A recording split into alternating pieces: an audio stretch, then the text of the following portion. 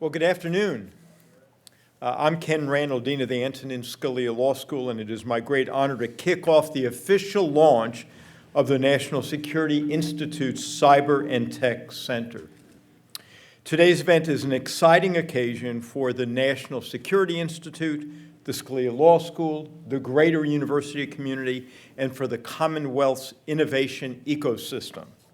Since 2017, the NSI has been a key part of our law school, increasing the number of national security programs, classes, and employment for our law students, and bringing national security leaders to the GMU campus.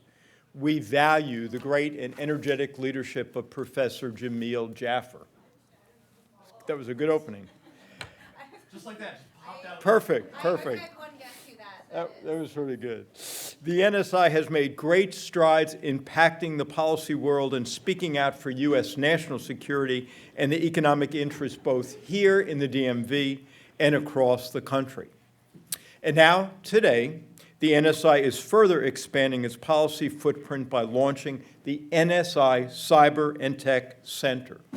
We project that the NSI, like the NSI, the CTC, Jamil loves acronyms, will become an integral part of the law school, developing, training, and championing the next generation of tech talent. I'm confident that the CTC will also impact cyber and tech policies that promote innovation and strengthen our national security and national and economic interests. The CTC will continue the tradition of working with partners across the university as well as with industry leaders and policymakers to shape the future of America's innovation landscape. So this afternoon, you will hear from some of the nation's leading cyber and tech experts who will discuss the threats we're facing as a nation and will offer solutions to addressing them. This afternoon's first conversation features Rear Admiral Mark Montgomery, former Executive Director of the Cyberspace Solarium Commission, which will be followed by a fireside chat with Jen Easterly, the Director of the Cybersecurity and Infrastructure Security Agency. I want to thank our distinguished guests and speakers for being with us and sharing your insights with us. I want to thank everyone who's in the auditorium today and also online watching the program. And now I want to pass the floor over to Jessica Jones. Thank you. Thank you, Dean Randall. I'm Jessica Jones. I'm the Deputy Executive Director at NSI. So truly, thank you for coming, and thank you to the entire NSI team for making today happen. A lot of work went into launching the CDC, both leading up today and today. So thank you, everyone. And I have the pleasure of leading our first conversation today with Rear Admiral Mark Montgomery. You have a long bio, so I'll keep it short. Most importantly, he's newly a distinguished fellow for the NSI CTC Center, and he currently serves as a Senior Director of the Center on Cyber and Technology Innovation at the Foundation for Defense of Democracies, and he directs CSC 2.0, an initiative that works to implement the recommendations of the congressionally mandated Cyberspace Solarium Commission, where he served as Executive Director. He also served as a policy director for the Senate Armed Services Committee, as well as spending 32 years in the U.S. Navy, retiring as a Rear Admiral in 2017. Okay, so we don't have much time, so I'm going to kick it off quickly. Admiral, you, as we mentioned, you served as the ED of the Solarium Commission, and you now head CSC 2.0. So I'm just interested, with the creation of the 2.0, is it something you knew from the start of the commission that was going to happen, or as the work continued when you were on the Hill, you knew that there was no way all this work was going to get done before the sunset date? Yeah, so our commission, basically had about a one-year study remit. In other words, you had 1 year to study and then a year to 2 years to implement legislation. So about halfway through the 1 year to study, Senator King and Representative Mike Gallagher, who are the two chairmen, sat down with me and we said, hey, there's going to be issues that we can't resolve in this 1 year, but we'll put a pin in them and come back to them in some further form. And so as we shifted from writing a report after the 1 year point and actually implementing some percentage, in the end about 70% of our 82 recommendations through either legislation or executive branch action, we began to tackle some of the issues. As the Solarium Commission, we did about 5 independent white papers tackling like cybersecurity work for the federal cybersecurity workforce, supply chain issues, what we learned from COVID as it applies to major catastrophic events. But that still didn't get everything. We had honestly, about 15 more issues. And so what we did was we set up this nonprofit, the CSC 2.0 at the Foundation for Defense of Democracies, and we are tackling those. It is mostly sectors. We're looking at aviation, water, maritime transport security, healthcare, food and agriculture, the sectors that we think are underperforming in protecting our national security, and we're studying those. And then a few other issues that catch people's eyes, like we're studying whether or not we need a cyber force, a singular cyber force, instead of multiple cyber services inside the Army, Navy, Air Force, Marines. So I think we realized it pretty early on, not at day one, but by day 180. And so mentioning, the CSC 2.0, what would you say are kind of the most salient recommendations that you're looking to, push forward in the near term? So we still have a handful of recommendations left over that we're still advocating for from the original report, and they have to do with improving the public-private collaboration. Almost all our recommendations on getting DoD right are in law now, and our recommendations on reorganizing the U.S. government, creating a national cyber director, strengthening CISA, strengthening sector risk management agencies, creating a bureau for cyber diplomacy at State Department. Those all happened. Where we came up short was in trying to improve that public-private collaboration, getting better information exchange, threat information exchange between the government and the private sector, having a better system for the private sector to advise the government on how to best address critical infrastructure issues. So we're working those. I'd say the biggest singular area beyond that that I'd like to get some traction on is the federal cyber workforce. The 40,000 or so employees that do cybersecurity for the .gov. We don't really even know how many billets are empty. We have bad data. We don't have good training programs. We don't have good retention programs. We don't have good transition, moving people from entry level to mid-grade to senior. In all those areas, it is a vastly underperforming enterprise. And it contrasts with the Department of Defense enterprise that's working pretty well. Now, the Department of Defense has something nobody else in government has, which is bucket loads of money. It's not all payments. A lot of it is about building effective training and development programs. So we're trying to figure out how we can replicate those in the .gov portion, the 101 non-DoD federal agencies. So to me, those are the big workload. And then you didn't mention this when we talked yesterday, but CSC 2.0 came out with an implementation report today. Yep. So if you could tell us a little bit, what are some highlights? You had an event this morning, what were the takeaways you wanted people to grasp? So Senator King, Representative Gallagher, and who still sit on top of the CSC 2.0, supporting me, and then also Chris Inglis, the former National Cyber Director, who was a commissioner on the Solarium Commission, and myself kind of reviewed the status. And basically where we're at is, we've got about 70% of our original recommendations either into law or executive branch action. And we still have to track them because sometimes you get into law and you don't get it appropriated. Sometimes you have an appropriation but without an authorization. So we have to correct some things in there.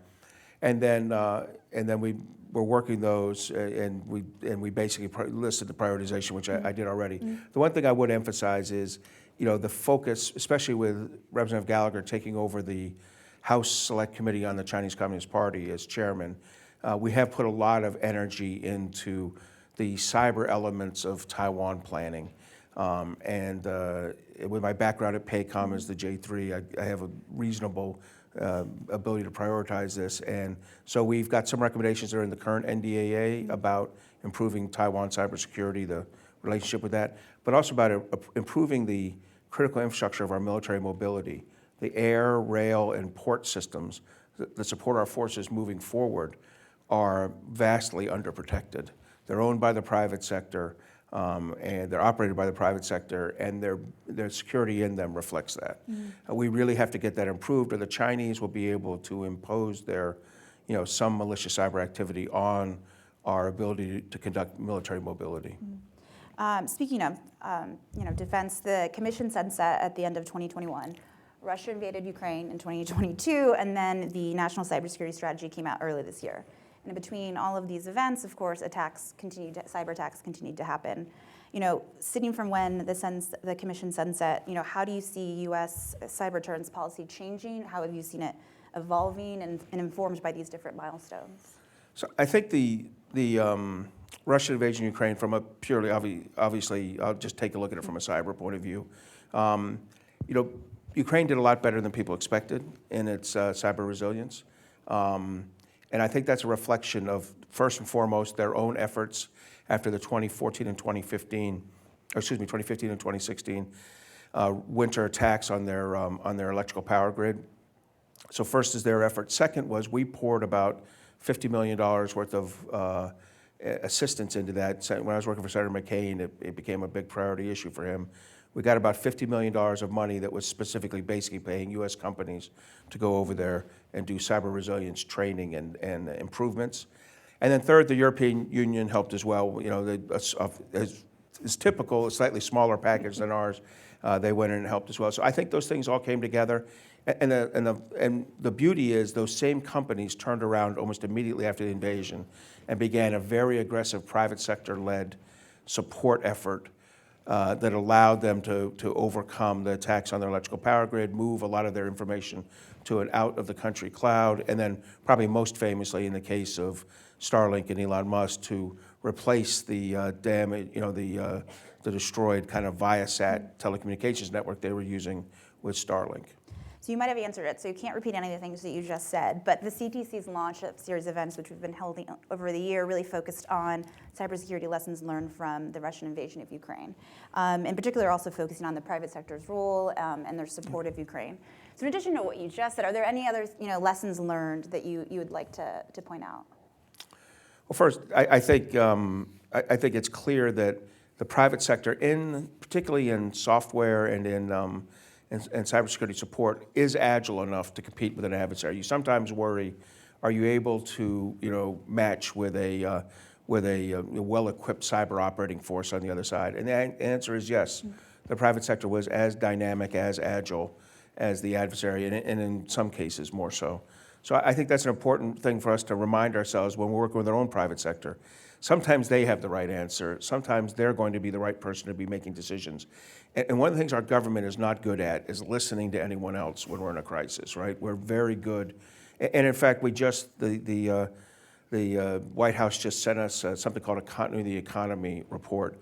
We asked them to come up with a plan to work better with the private sector to rapidly restore the economy after a catastrophic attack. And they came back and said, everything's fine. The system works the way it should. And that current system has no cybersecurity, has no private sector input. And I'll just tell you, it is highly unlikely that that is going to succeed when we're trying to restore from a significant cyber attack. We're going to very late in the game realize the private sector needed to be at the table in what are called the IPCs, the deputies meetings, and the principal meetings, where we're making decisions about how to restore our economy. So for example, when you get something like that, how do you push back and say you're missing private sector voice? So we did two things. One, we wrote a report and said you're wrong, and here are the 7 or 8 steps you should have said. I'm sure they loved that. I'm confident read by only a handful of people. That's fine.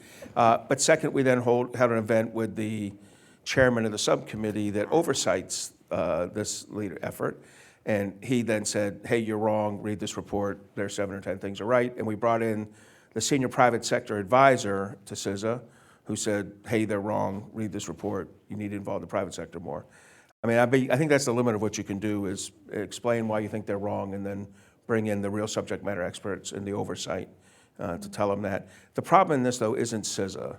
The problem in this is the White House. And I worked in a White House and a National Security Council for 2 different presidents, and there's a sense of I don't want to say supremacy, a sense of arrogance, but a sense of like, we're right and we don't need help.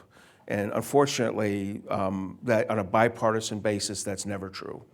And they really do need help on this, and I wish they would take it.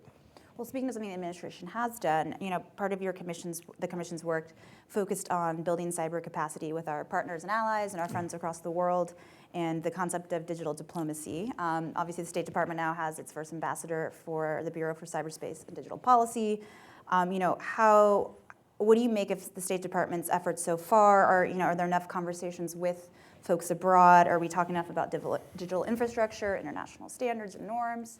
What do you think? So obviously we fully support and helped write the Cyber Diplomacy Act. We believe it's the right thing to do. I believe that Nate Fick is the perfect initial ambassador. I think they have a great team there at State Department setting it up. I think they have a completely overwhelming job, which is trying to organize the federal government across 8 or 10 different federal agencies into a coherent partnership capacity building plan. And first of all, DoD is just on its own with a pocket full of cash saying, we don't need your help, but you gotta slowly bring them in, and then you have to look where are the gaps, where are the redundancies, get yourself an efficient plan. And I think the most important thing is, and he's lobbied hard for this, and it's in one of the defense bills, give him a separate pot of money to run the partnership capacity building program for the State Department. Once he's properly resourced, then Ambassador Fick will get all his phone calls answered, very rapidly. But he's doing a great job. He's engaging properly. I think we couldn't ask for anything else. And as Senator King said this morning, it's probably because he's from Maine. But in any case, that's been I think that's been an A+ effort by this administration. Do you have specific lines of efforts for state, if they were resourced more, that you would, you're like, here's my wish list for you guys? So we've written a paper on partnership capacity building, and we've got about 8 recommendations. I didn't do my research, enough research, guys. We've got about 8 recommendations in there. We've had Nate Fick come down for an event. I think he generally agreed with most of them, but he would say, I got to have the money to do that. And so we're working hard to see that happen. And this is kind of part of my nerdy side. So you obviously were the ED of the Cyberspace Solarium Commission. And around the same time, there was the National Security Commission on AI. And as you just mentioned, there's a House Select Committee on the CCP. So it seems like a lot of these important issues are being tackled by these timed commissions, especially in emerging tech and policy areas. I mean, do you think that's how policy in these critical areas is going to be developed moving forward? And then have these nonprofits and groups afterwards kind of continue the work? Yeah, so I think, first of all, the National Security Commission on Artificial Intelligence, it had Eric Schmidt, Bob Work as our chairman, and Ili Bakhtari as our executive director, did a fantastic job. And certainly we wouldn't have been successful without them. They really supported us. They had a bigger challenge, which is that they didn't have 4 serving congressmen. And I haven't mentioned them yet, but Representative Jim Langevin put about 40 pieces of legislation on his back and carried him across the finish line on his own as a committee chairman in the House for 2 years.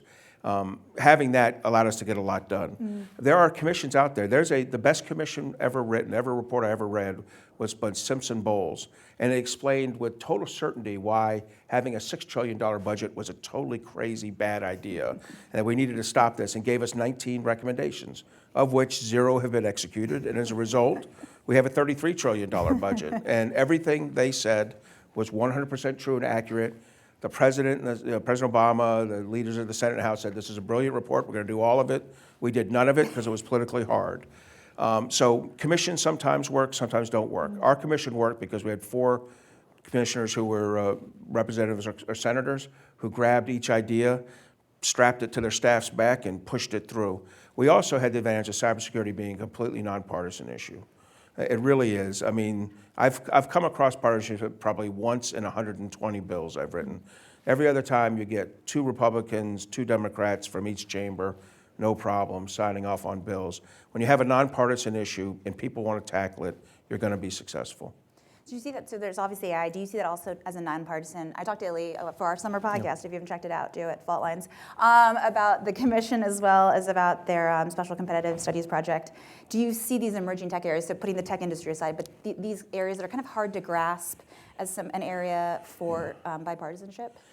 I do. I think artificial intelligence is going to be really hard because it cuts.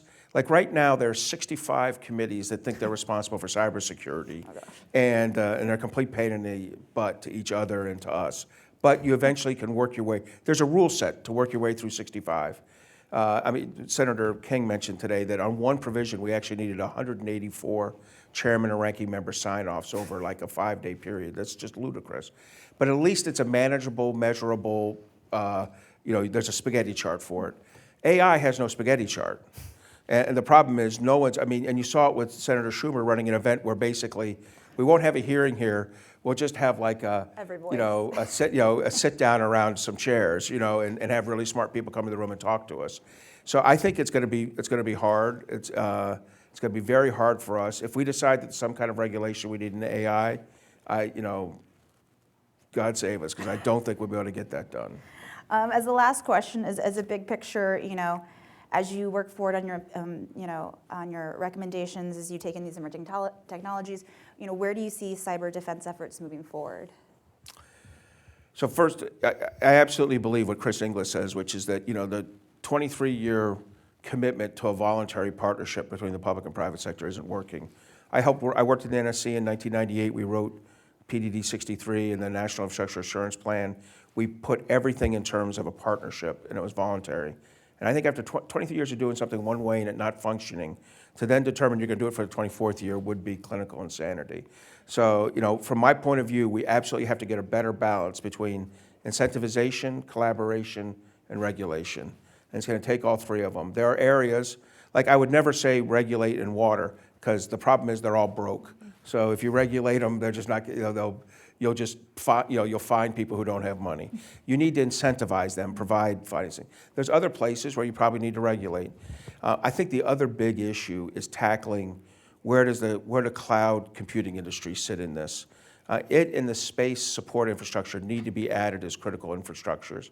But then how do you tackle, space I can understand how you tackle it. Cloud computing is going to be harder. If you try to regulate it, the three most effective government affairs teams in the world, Microsoft, Google, and Amazon, are going to make a hard run on you. But if you try to find some kind of standard setting that says, look, if you're a significant critical infrastructure, or what Jen Easterly would call a systemically important entity, then you need this level of security. If you're just a regular critical infrastructure, you need this level. If you're Joe's dry cleaner, you need this level. But right now, it's based on what do you want to pay. And that's how the market works in America. And so we need to have some kind of standards for when you enter the cloud as that security environment for yourself. What is the minimum standard that you have to accept?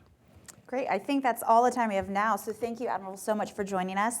And hopefully, I'm going to call up on stage my boss, NSI's founder and executive director, Jamil Jaffer, and of course, Jen Easterly, the director of the Cybersecurity and Infrastructure Security Agency. Perfect. Thank you.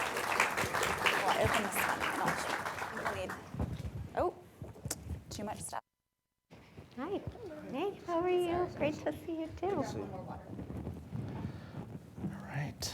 All right. Well, listen, thanks for being here all. And I'm thrilled today to be hosting Jen Easterly, the director of CISA, the Cybersecurity and Infrastructure Security Agency. I want to tell you a little bit about my friend, Jen.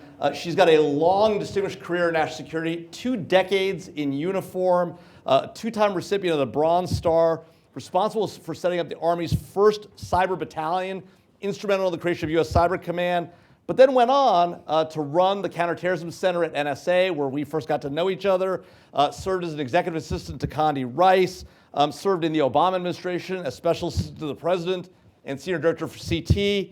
I mean, you've done it all. It doesn't even mention your private sector career at Morgan Stanley, where you headed up their Cybersecurity Fusion Center, you were the head of firm resilience, and now the director of CISA. I mean, it's a pretty storied career. I mean, tell us about, just for a second, and I know we didn't script this, right? So we didn't talk about career stuff, but that's not all you do. I mean, you're also a Rubik's Cube enthusiast. I am. And an aspiring electric guitarist. I am. Tell us about that for a second. I know we did not plan this. Yeah, we did not plan this at all. Well, first of all, wonderful to be here. Congratulations on the new center. Thank you. In these types of jobs and the types of jobs I've had throughout my career, you often don't get an outlet to do things away from mission. You're constantly doing mission for all the right reasons. But a few years ago, I got really interested in electric guitar. My son got one, and then I decided that I needed one too. Yeah. So my husband gave one to me for my birthday, and I keep it in my office. So instead of like getting on email, personal email or social email, yeah. So we're doing, we've done a couple performances. We're doing one next week. So. Well, I assume everyone here is invited. Yes, you're all Fabulous. invited. Exactly. All right, well, great. Well, look, let's jump into it. We've seen an explosion of innovation in just the last few months, the widespread use of large language models, generative AI, I mean, you name it. What are you seeing on the cyber threat front? Yeah, I mean, I think right now it's difficult to distinguish between whether any of these capabilities are currently being used for cyber attacks or cyber intrusions. Certainly, we have significant concerns, and there's been a lot of talk around this about the risks of these capabilities in terms of how quickly they're moving, how powerful they are, Right. and what these capabilities implicate with a whole range of risk, not just cyber risk. We're obviously responsible for infrastructure security as well, but risks to, from a physical perspective, bioweapons, chemical weapons. Right. And so I think there's a healthy focus now on what are all the things that we need to do to take advantage of the capabilities that AI and large language models will bring, but also to be able to protect us from the risks. And so, there's been a sprint, as as anybody knows who's been reading this, since GPT, I guess 3.5 in November, a lot of work done within the federal government, along with industry, with our international partners. And what we've been doing at CISA is to develop an action plan that's very specifically scoped to our mission, because everybody in DC is doing some flavor of artificial intelligence.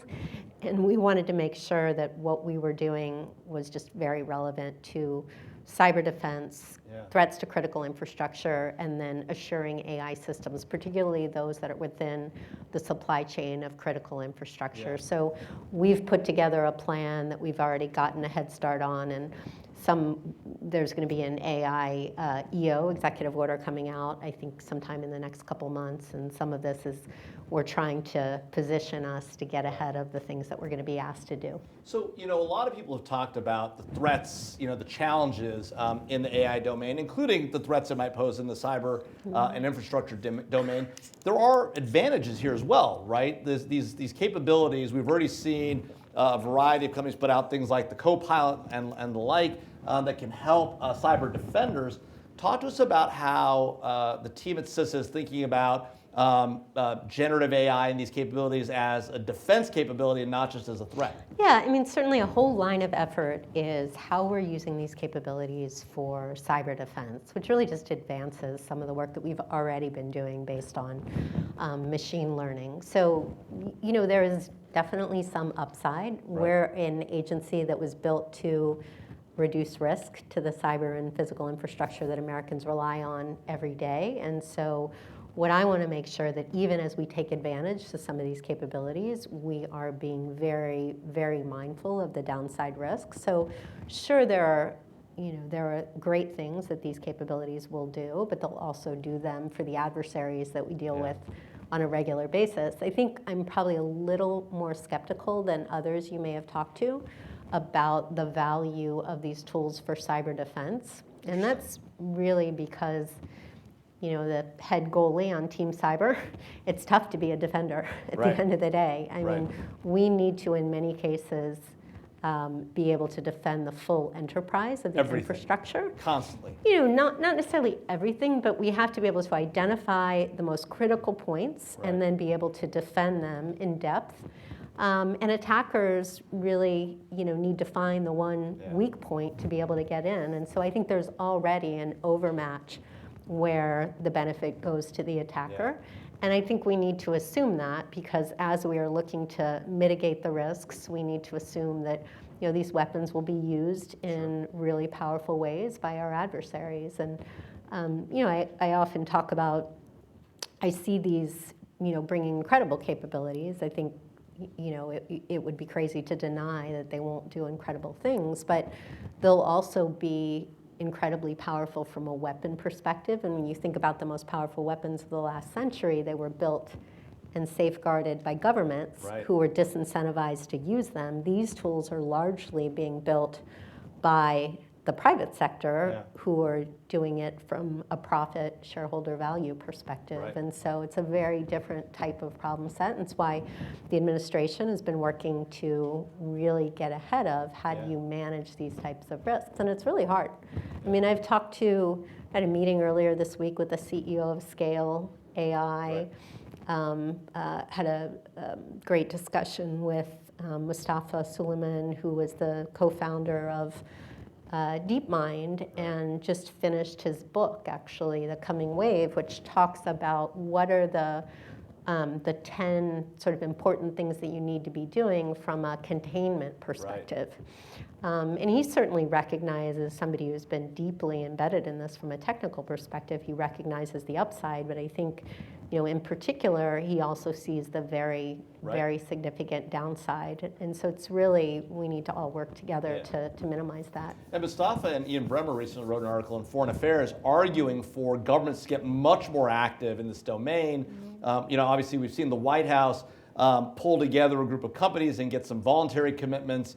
There's this EO coming out shortly. You've heard a lot of talk on Capitol Hill about potential for regulation. The Hill, I think, is acting smartly and stepping carefully. They're doing a series of education sessions quarterbacked by Leader Schumer. But there is discussion, right? Senators Hawley and Blumenthal ostensibly have something of a bill coming out that may create an entity, an agency, may create requirements for certification or the licensing of entities. Talk to us about cyber risk reduction, though. So you've been at the forefront of creating things like the U.S. Cyber Command. You created the Global Cyber Fusion Center at Morgan Stanley, and now at CISA you've created the JCDC, right? The Joint Cyber Defense Collaborative. Talk to us about why you decided to put JCDC together, what its mission is, how it operates, and how it's going. Yeah. Thanks for asking. Well, Mark Montgomery and the Solarium crew actually came up with the idea. Yeah. This was one of the, I think, initial 75 recommendations that they made. And, I often say, there's so many, we've been in DC for so long, there's so many of these commissions out there. Right. And a lot of them create what ultimately becomes shelfware. Right. This they didn't. I will know. I mean, there's two. We've been around both. The 9/11 Commission, I think, was very significant for all the reasons that you know, and then the Cyberspace Solarium Commission. And frankly, CISA benefited enormously. My great friend Chris Krebs and I kind of laugh because I benefited from everything that came in the NDAA for 2021, which largely came out of the recommendations of the Solarium Commission. And so when I sort of parachuted into the job in July, I had the benefit of a lot of additional authorities, additional budget in the wake of SolarWinds. But one of the things that the Solarium Commission recognized, and I was part of the red team, and so sort of weighed in Me too. from Morgan Stanley. That's right, we were there together. I don't think they liked my red teaming, though. My red team was pretty tough. Yeah, I was, I think I was a little tough. I bet you were. So anyway, one of the recommendations, having seen that the sort of face-off from government to the private sector was pretty incoherent, frankly, and I saw this at Morgan Stanley. I always go back to this sort of one canonical example. During SolarWinds, I was a cyber policy lead on the transition team, but it's still managing this from a Morgan Stanley perspective. And after SolarWinds, there were various products coming out from across government. There, I think, was something from FBI. There was something that came from CISA, specifically giving guidance if you had SolarWinds in your infrastructure. And we did not. And so we thought, okay, we're good. And then a product came out from the IC, I think it was NSA, a couple days later, that was focused on VMware. And we had VMware in our infrastructure. We were like, wait a minute, what's going on here? And we thought we were impacted. And so it was just an example of signaling coming from the government that was not coherent or cohesive. And I think the commission saw this, and it's one of the reasons they came up with this idea. It was called the Joint Cyber Planning Office. And it was all about creating, bringing together the federal cyber ecosystem. So in law, in legislation, it says CISA, FBI, NSA, ODNI, DOJ come together on one platform to work with the private sector on cyber defense planning and operations. And so when I came in, we stood up. I didn't like JICPO because I thought it sounded really terrible. So we, JCDC is what we ended up calling it.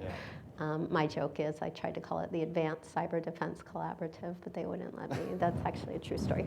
So JCDC, and since August of 2021, we've expanded from 10 companies to 200. And then we also work with 140 certs around the world, and then have collaboration channels with about 150 partners. And so, and we've been able to put that to use from the initial Log4j issues the Ukraine pieces in terms of the Shields Up campaign that we worked on. And then we've done a variety of things that are specific to zero-day vulnerabilities, very serious APT threats. And so, but you'll notice that the products that come out of JCDC typically have the seals of all of the, so we work very closely to be aligned and coherent.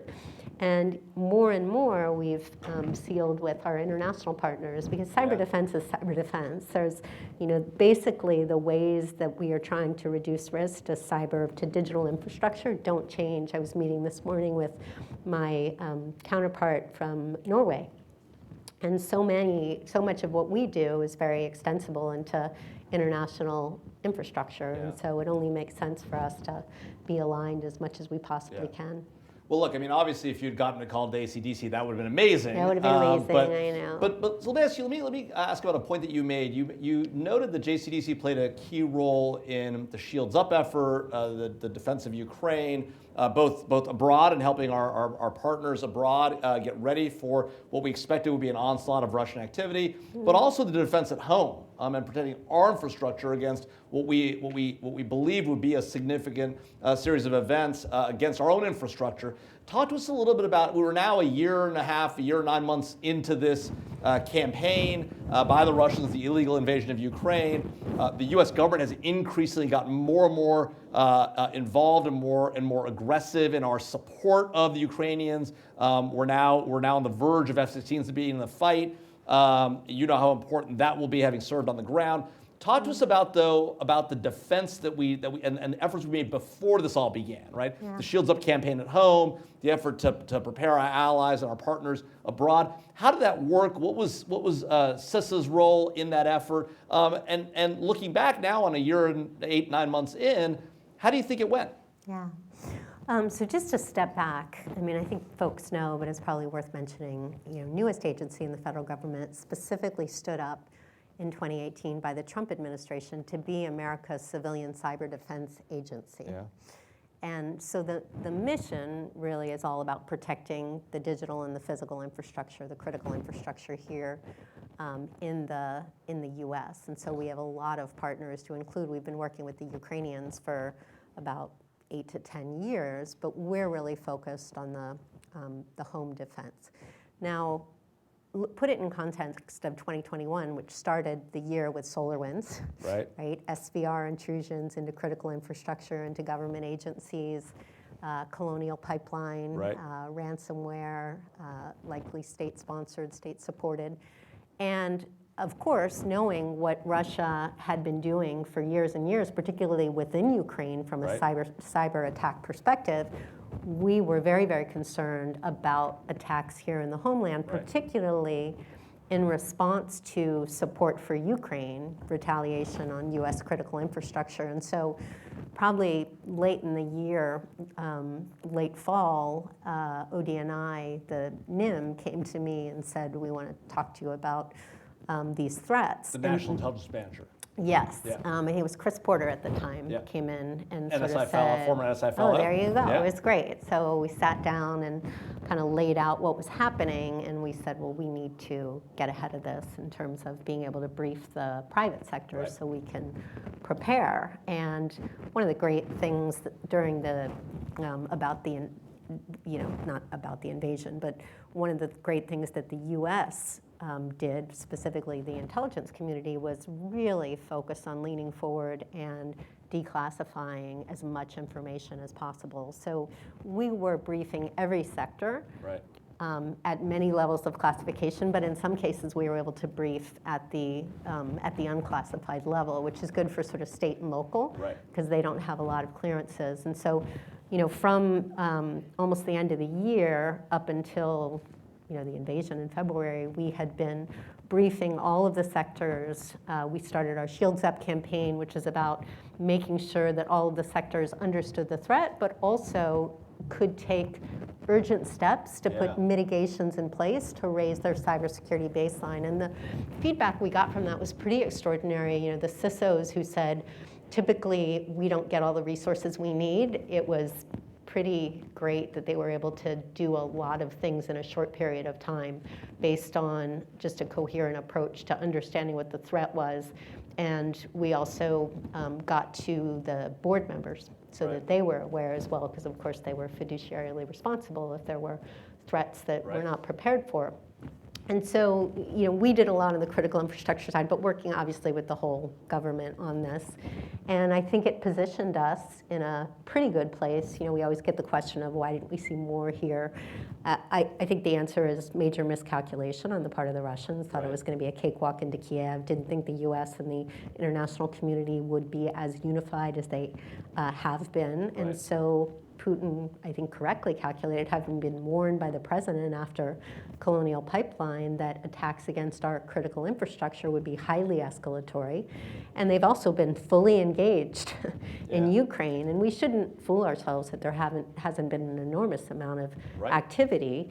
I think we need to give huge credit to the Ukrainian cyber defenders. We work very closely with SSS CIP and my friend Victor Zora, and we signed a memorandum of cooperation last year, and we've been working with them, both learning lessons from them and then helping them with areas of our expertise from the cyber defense and industrial control system.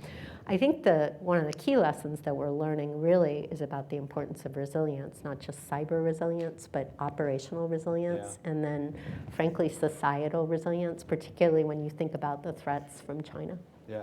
You mentioned something I think important about this question of Russian attacks on U.S. infrastructure as being potentially escalatory, right? The president was very clear with President Putin about what would happen and how this would play out. And one of the issues here long has been, we talked about for a long time, is this question of deterrence in the cyber domain. And NSA, Cyber Command have been freed up significantly by statute in recent years to get more active abroad, engaging in persistent engagement and defend forward activities across the board. I realize this is not your bailiwick anymore, but I'm interested to know in your mind, how important are those efforts to the deterrence that we either saw or experienced or whatever it was in the lead up to and the efforts going forward through the Ukraine campaign? The Russians haven't really come at us. I mean, they've come at us a little bit. We've defended effectively, but we haven't seen that onslaught that we expected. Is that deterrence working? Yeah, I mean, as I said, I think you go back to the Joe Nye article, right? Deterrence and dissuasion in cyberspace. He talks about punishment, talks about deterrence by denial, norms, entanglement. I think you can take the latter two off the table here, but certainly I think punishment, escalation was a factor, but I also think there's a little bit of deterrence by denial and resilience, and that's the country coming together and raising the bar and being very focused on being able to mitigate risk from any sort of an attack that we did see. To your larger point, I guess I should just say, and it's not my mission area anymore, but we very closely collaborate with Cyber Command and the Cyber National Mission Force. And that has been another really good news story. Eric Goldstein, my head of cyber, and Joe Hartman, the head of the Cyber National Mission Force, have talked about this sort of virtuous cycle, that this offense-defense flywheel, where during their hunt missions, they will find malware, and we can share with us to ensure that we can help inoculate critical infrastructure here at home, knowing more about what adversaries are deploying overseas. And we've done similarly in terms of what we see here in the US when we do hunts with critical infrastructure, helping to inform their operations. And so I think it's a really good news story for the government in terms of where we've advanced, and Paul calls it persistent engagement. I call what we do persistent collaboration. Because at the end of the day, we're not a regulator, we're a voluntary agency. And so everything that we do is built off the back of our expertise and our ability to create trusted partnerships. And let's talk about that. And by the way, we are going to come to audience questions here in just a minute or two, so have your questions ready. But I do want to talk about this point that you made right at the end, right? This issue of persistent collaboration and this offense-defense flywheel. Sounds like it's working amazing in the government, right? The government's out there conducting its hunt missions, right? Its offensive capabilities, right? We're bringing it back, using it to defend at home. A key part of this operation, as you well know, because this is the front lines of your operation, is that collaboration with the private sector. both its role in Shields Up and getting ready to defend its own infrastructure, but learning from the government and taking those learnings, deploying them, and frankly sharing what it knows. And there is a little bit of regulation, right, in the incident reporting, right? Sharing what it knows with the government so the government can defend better and collect better against threats to the homeland. Talk to us about how that flywheel is going. It's been one we've been talking about for a decade and a half. It's been hard to get spinning. Is it spinning? No, I do think it's moving in a very good direction. I mean, you can't overestimate how big a transformation we are trying to catalyze is, because it has been decades of public-private partnership. Right. And even when I was at Morgan Stanley, that meant going to the FBI field office, every month and getting the secret level briefing. Right. It was not in a closed room that you can't take out to your exactly. workforce. It was not what I would really talk about as partnership. It was generally it was episodic. It was friction-filled. And it wasn't always adding value. It's good linkages if it wasn't like you never had a relationship, but it certainly wasn't what I would talk about as collaboration. And that's really what we've been trying to push forward. And Eric and I wrote about this in Foreign Affairs earlier this year, and it's really kind of focused on three things. First of all, a recognition that there has to be a default to share. Because a threat to one, from a critical infrastructure perspective, can be a threat to all, can be systemic. And so it's one of the things when we talked about with Shields Up, even CIRCIA was not in place yet, but we said report any incident or any evidence of suspicious activity because it may be a leading edge indicator, and we had a huge amount of reporting off the back of that. And so, we talk about this idea default to share. Second, kind of equal partnership between government and industry, where government is transparent and value added, and where industry does not have to fear punitive sanction for sharing information. And then finally, enabling a frictionless experience, and that's sort of shared platforms, simply Slack, where we're able to share information in real time. And always, imagine that, and always really looking to add value, which was not always what the government was doing. And so, yes, I think we are making progress, but it is, and in my discussions with CEOs and CIOs and CISOs, I think they recognize that this is not your granddad's government. We really are starting to make a lot of progress.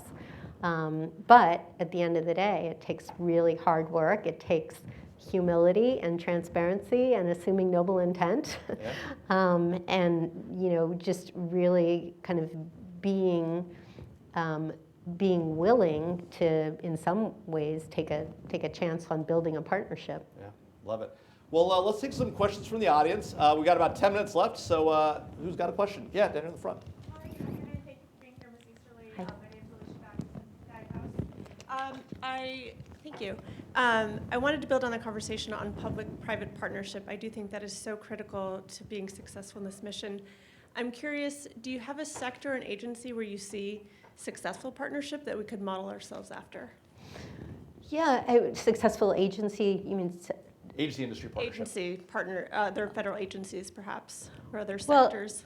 So we have a whole range of partners, right? So I think about it a little bit. So our federal partners, and when I talk about the federal cyber ecosystem, I really focus on the ones that were in the legislation to build the JCDC. So CISA, NSA, FBI, Cybercom, other aspects of DoD, then ODNI and DOJ. So, but the first four are really kind of the core of that. And I think the partnerships and collaboration now among NSA, FBI, CISA, and Cybercom is as good as it's ever been.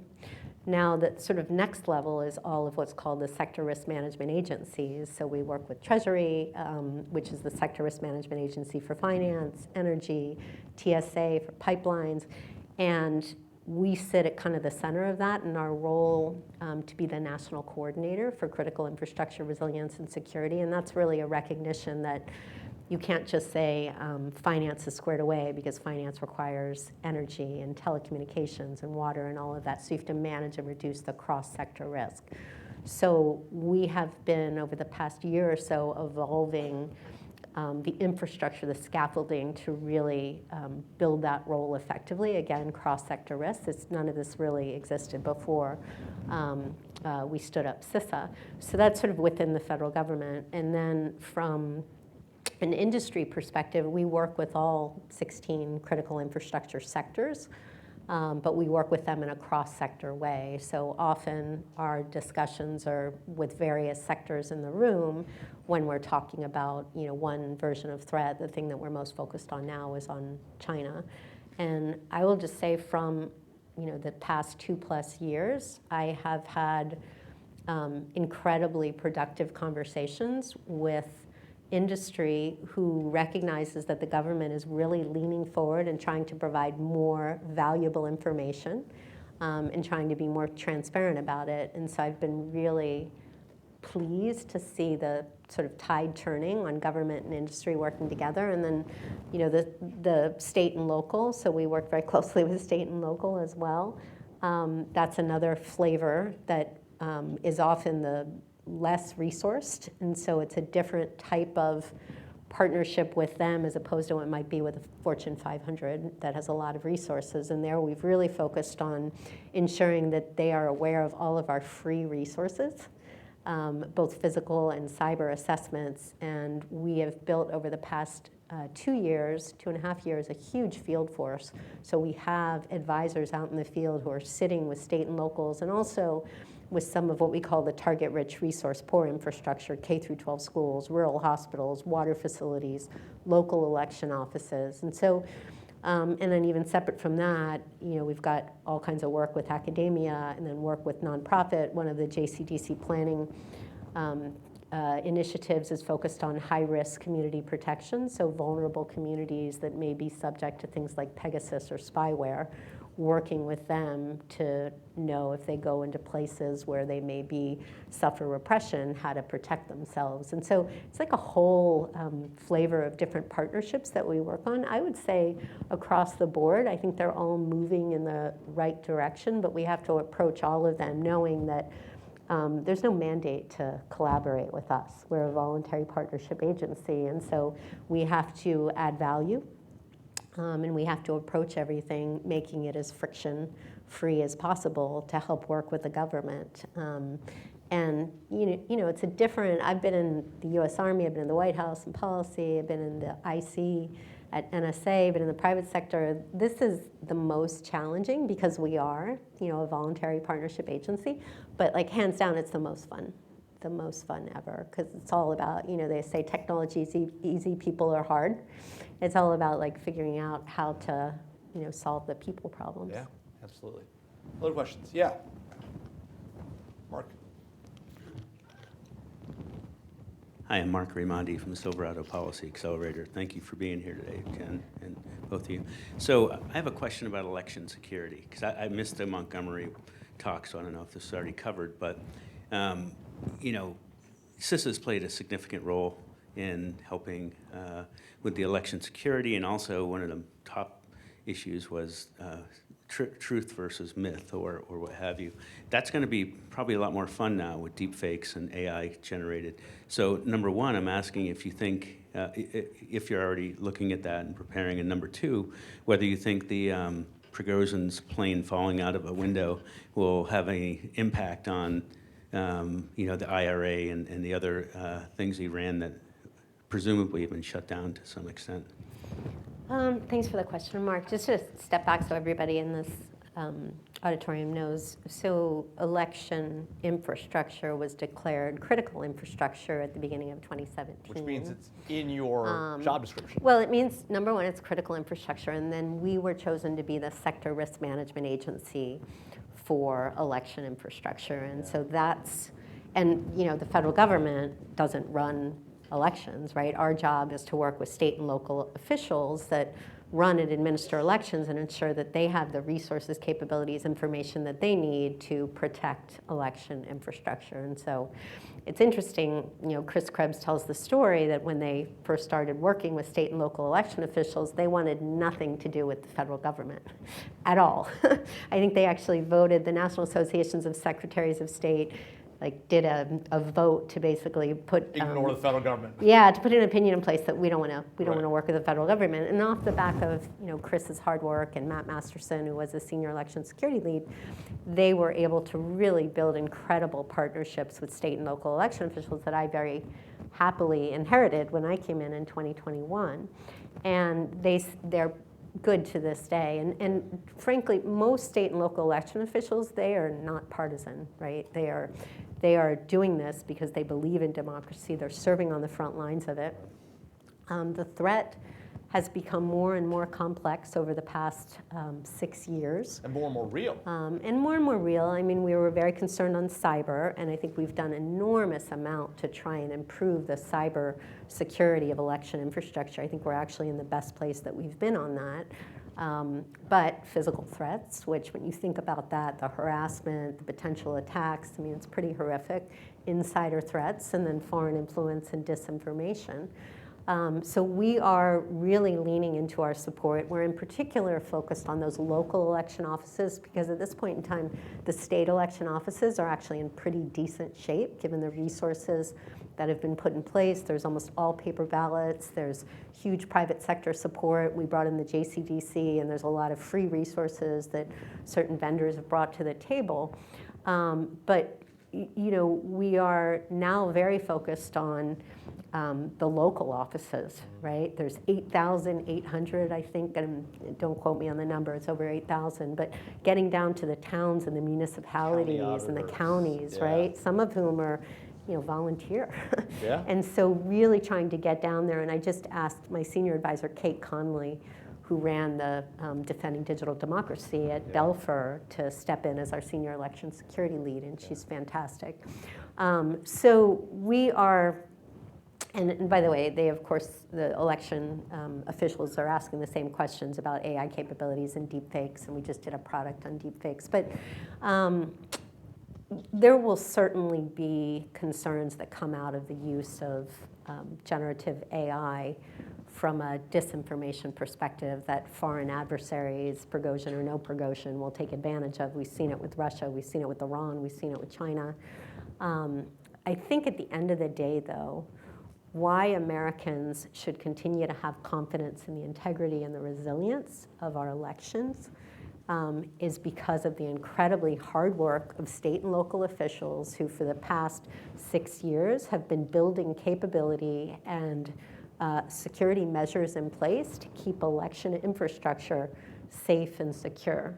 So I don't think anything from an AI perspective will change what we've put in place in terms of those measures. I think there are issues around confidence just in terms of the information environment, and we're going to work very hard using the same things that we've done before. You alluded to, Mark, rumor control. We're continuing to do that. We're continuing to amplify the voices, the trusted voices of local officials, and then continuing to work with our IC and FBI partners on what are the tactics of disinformation that are used by foreign adversaries and how could that impact the information environment. And so, we are doing everything we can to be proactive and get ahead of it. I think it'll be a challenging year, but I have great faith in the state and local election officials who are on the front lines of defending democracy, and there's no more important mission, obviously. Well, I hate to do this. I know there are a lot more questions, but we are out of time. So I just want to thank Jen Easterly for being here. Thank you, Dr. Easterly. And thanks all of you for being here. By the way, there's a reception to follow. If you go down the hallway you came in, all the way to the end in the law school, in the atrium, we'll have food and drinks. So join us and celebrate the opening of the Cyber and Tech Center here at NSI. Thanks so much. Awesome. Thank you. Appreciate it. Absolutely.